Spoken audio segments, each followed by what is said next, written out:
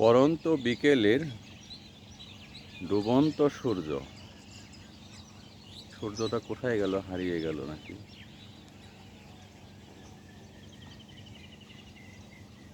এই যে পাওয়া গেছে সূর্যটা ডুবো ডুবো অবস্থায়।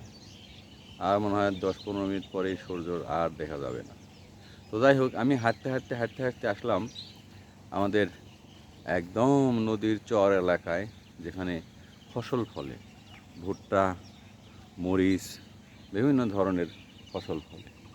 তো আমার এই এলাকায় এই বিকেলবেলা খুবই ফুর্তি ফুর্তি লাগতেছে। মনে হচ্ছে এখানে আরও কিছুক্ষণ থাকতে পারলে মনে হয় আরও ভালো হতো। তো যাই হোক, এখন আর থাকা সম্ভব না, আমি হয়তো একটু পরেই চলে যাব।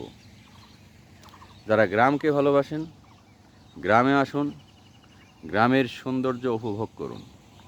আর আব্দুল ওহাব সাম্প্রতিক টিভি।